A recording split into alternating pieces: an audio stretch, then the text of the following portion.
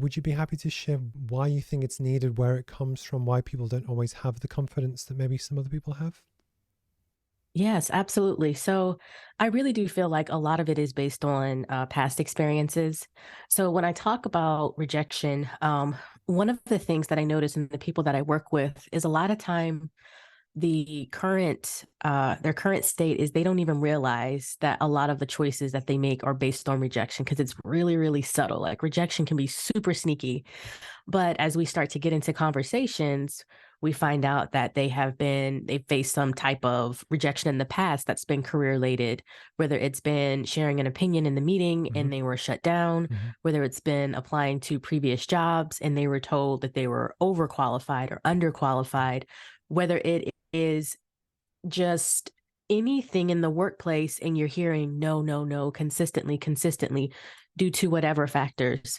This is actually something that I've dealt with personally. And so that's why I'm so much of a big proponent and helping people to excel and to move past it because I know how much of an effect it can be on individuals. And actually, it was probably in 2019 when I really, really just started to come into the whole sense of understanding my value, regardless Hmm. of my position, regardless of my title, even regardless of what I look like, that I had something to bring to that table.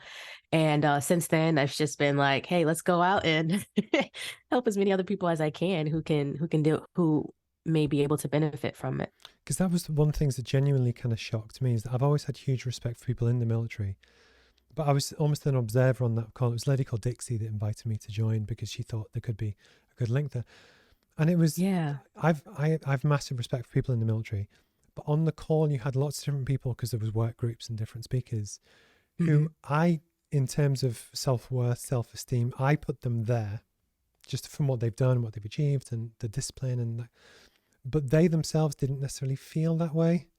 And it was what I Yes. thought was really fascinating was almost there seemed to be, I guess it's the unknown, but a fear of civilian world, the business world, that kind of thing. I guess it's because it's unknown. When ironically, I put in the chat during one of the talks, ironically, almost every person that was on that call is more powerful and has more skill set and the drive and the determination and the discipline to just annihilate everyone else. But it's the classic thing. Have you ever seen when you have like elephants who are shown in the circus and they're held in the ground by a tiny peg, and it's not that the elephant isn't Yes. strong enough to do it, they just mentally think I'm stuck. And it was that kind of Mhm. thing. If I was trying to get across, almost all of them, you would just destroy almost everyone. It's having that confidence to just go out there and smash it and just do the right things. And Mhm. where do you think that comes from? Just in terms of military veterans going back into, I guess, the transition. It's because of what they know. So I'm a military spouse. My husband has been in for, oh gosh, almost 21 years now, Wow. and I've been a military spouse for almost 15 years.